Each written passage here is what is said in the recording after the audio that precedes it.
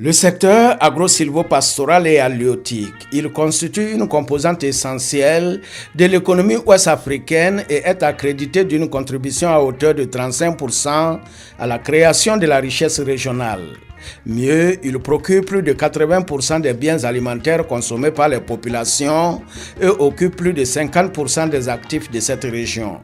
Au regard de son potentiel dans les différents maillons de la chaîne des valeurs agricoles, la commission de la CEDEAO considère le secteur plein d'opportunités pour occuper les jeunes de 15 à 35 ans, sujets au chômage et à l'exode rural. Il s'agit de faire en sorte que dans le cadre de la mise en œuvre de notre politique agricole de la CEDEAO, qu'un accent particulier soit mis sur l'employabilité des jeunes, pour justement résoudre un certain nombre de problèmes, l'immigration, l'exode rural, et puis l'immigration clandestine, et j'en passe. On a vu que plus de 3 millions de jeunes qui sortent chaque année dans les pays de la CEDEAO, un tiers d'entre eux retrouvent du travail. Donc vous voyez qu'il y a 2 tiers de ces 3 millions de jeunes qui se retrouvent sans travail décent et durable.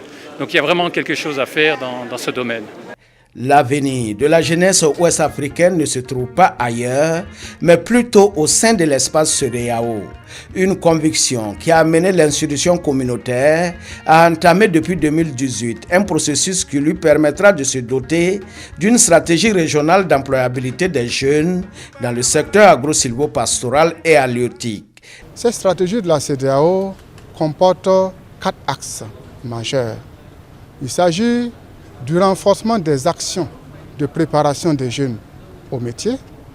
Et le deuxième axe concerne la promotion d'un environnement favorable à l'insertion et à l'autonomisation des jeunes entrepreneurs.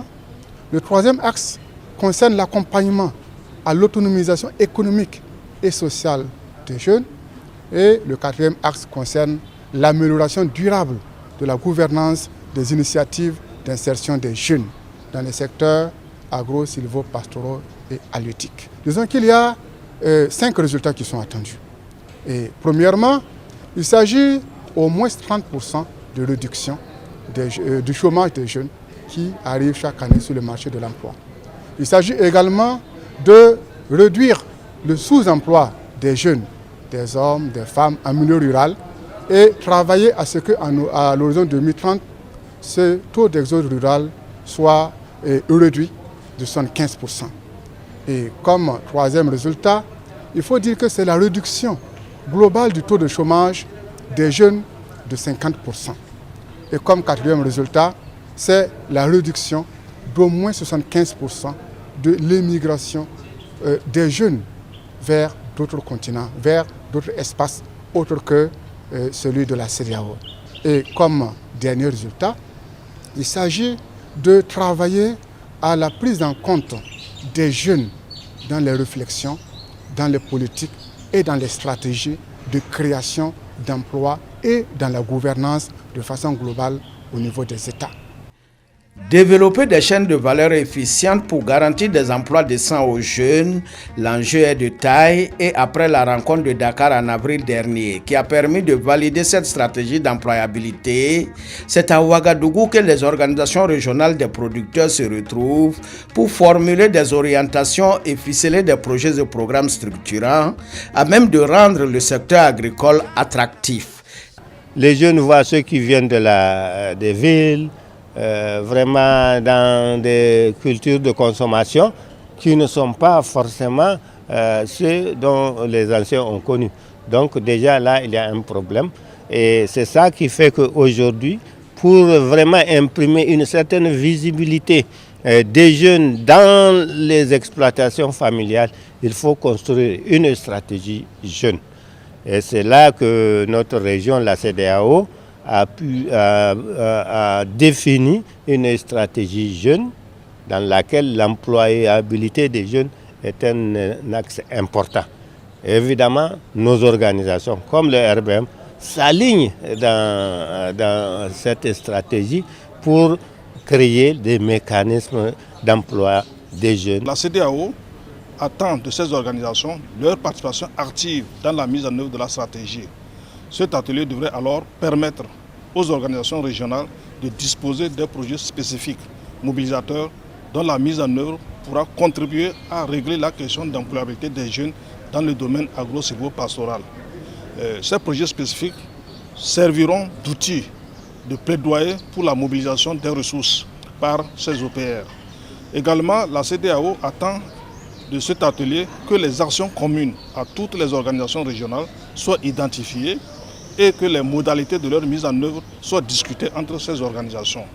Et faire en sorte qu'il y ait plus d'opportunités d'emploi pour les jeunes dans le secteur de l'agriculture au sens large, pas seulement le volet production, transformation, transport, restauration et toute la chaîne. L'urgence des questions liées au sous-emploi, au chômage et à l'immigration incontrôlée des jeunes commande plus d'engagement, davantage d'action, plus de responsabilités et surtout un effort collectif de l'ensemble des 15 pays membres de la CEDEAO. C'est pourquoi la contribution des parties prenantes à ce processus, notamment les organisations régionales des producteurs, est importante. Nous, on a proposé un pacte de responsabilité pour l'insertion des jeunes dans le secteur agro-silvo-pastoral. C'est quoi le pacte? Le pacte dit qu'il y a énormément de projets, des programmes, des bailleurs de fonds, le FIDA, la Banque mondiale, tout le monde met de l'argent. Mais c'est de l'argent qui, la plupart du temps, ne contribue à donner aucun résultat concret, en tout cas en ce qui concerne la jeunesse rurale. Donc on ne peut pas continuer cela. Il faut se parler, il faut clarifier les rôles et les responsabilités, parce qu'on ne peut pas être là à former des jeunes, à les laisser, ou alors on va dans l'autre segment, on crée des opportunités de financement à des jeunes qui ne sont pas bien formés. Donc il faut que on articule les initiatives. C'est ça qui manque. Si on arrive à faire ça, les moyens financiers sont dans nos pays. Les institutions de microfinance ne sont pas hostiles à financer les jeunes, y compris les banques. Si les projets sont bons, si les jeunes sont bien encadrés, s'ils sont intégrés dans des dynamiques familiales et que les familles sont prêtes à donner du foncier la plupart du temps, tout ça, ce ne sont pas des vrais problèmes. Le seul vrai problème, c'est que ceux qui donnent l'argent ne sont pas prêts à travailler avec tous les autres acteurs. Donc il faut clarifier le rôle et les responsabilités de tout le monde dans le système. Il y a un certain nombre de facteurs qui limitent la participation de la femme pour un travail rémunéré. Elles sont très présentes, par exemple, dans les travaux non rémunérés domestiques, s'occuper de la famille, s'occuper des malades, pourvoir à l'eau, etc. Ça leur prend beaucoup de temps. Et donc, le travail rémunéré, elles ne sont pas si présentes. Aujourd'hui, nous pensons qu'en travaillant sur un certain nombre de facteurs, nous allons pouvoir leur donner les moyens de pouvoir s'engager dans des emplois rémunérateurs et décents. Les jeunes filles aussi, comme tous les autres jeunes, ne sont pas poussés vers l'agriculture. Mais nous, notre travail, c'est de leur montrer que même la commercialisation du lait, la commercialisation des produits céréaliers, la commercialisation de tous les autres produits agricoles peut faire l'objet d'un kiosque très joli.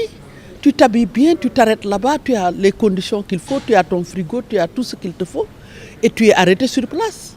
Et qu'il ne s'agira pas de continuer à porter la calebasse sous le soleil et d'aller vendre du lait. Nous, on lutte pour moderniser et transformer l'agriculture du continent africain. Donc on va leur proposer des modèles qui vont les attirer et nous voulons aller jusqu'à la création de plusieurs milliers, pour ne pas dire millions, d'emplois. Prennent aussi part à cet atelier des partenaires financiers et des institutions nationales et régionales qui se préoccupent de l'implication des jeunes dans les politiques et stratégies de création d'emplois. We then try to influence public policy. And public policy, as it may stimulate growth, nous travaillons à influencer les politiques publiques sur la jeunesse, leur employabilité et les opportunités qui leur sont offertes. Et cette rencontre nous permet d'évaluer les actions de développement en faveur de la jeunesse. Where then we can then see a framework that then provides coordination. Have done an analysis of these sectors. Après une analyse, nous avons recommandé de faire une cartographie du secteur et proposer des stratégies intégrées comme les incubateurs, le renforcement des capacités, la transformation et l'urgence d'intégrer la technologie dans le secteur. Which looks at training, which looks at an ICT-driven training. Pour que le secteur rural soit très productif et qu'il soit bénéfique pour l'ensemble des acteurs, on a besoin d'utiliser les produits de la recherche, on a besoin d'innover. Et là, on sait que la recherche fait du travail. La recherche en Afrique de l'Ouest fait du travail, découvre des choses, mais il faut les faire utiliser. Donc on est en train de travailler avec le CORAF pour que ces produits-là soient mis à la disposition des agriculteurs et des éleveurs pour que leurs activités soient plus productives et qu'ils gagnent leur vie de façon décente avec leurs activités de production. Développer et mettre à l'échelle des initiatives innovantes pour faciliter le maintien et l'insertion socio-professionnelle des jeunes, le rendez-vous de Ouagadougou apparaît comme l'étape décisive pour la finalisation de la stratégie régionale d'appui à l'employabilité des jeunes dans le domaine agro-silvopastoral et halieutique. Sur les 12, 10 étaient venus avec leurs personnes ressources. On a travaillé avec eux. On peut dire qu'on est à 70% de la constitution de leur programme.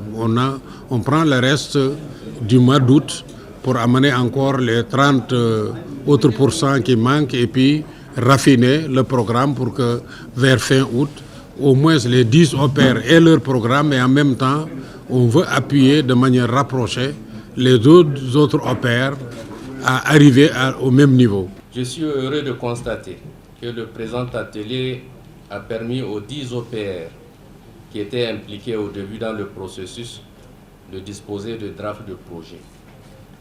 C'est également une fierté pour moi de voir 2 autres organisations, Coret et Panepao, qui ont intégré le processus de participer aux différents travaux, ce qui leur permettra de démarrer également l'élaboration de leurs projets mobilisateurs avec l'appui du Hub rural et de l'ARA.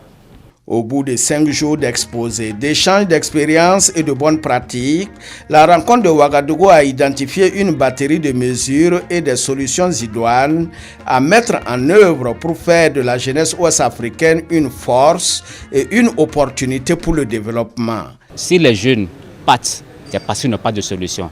Qu'est-ce qu'il faut apporter comme solution? C'est un travail commun entre le gouvernement, entre le secteur privé. Quelle action commune on peut mettre ensemble? C'est de cela que nous sommes venus discuter ici et nous sommes parfaitement ravis qu'à la fin de ces 5 jours, on est parvenu à des idées qu'on peut prendre pour aller voir les autorités au niveau national, au niveau régional, pour faire le plaidoyer, pour dire, nous, secteur privé, voilà notre proposition pour pouvoir régler la problématique des jeunes.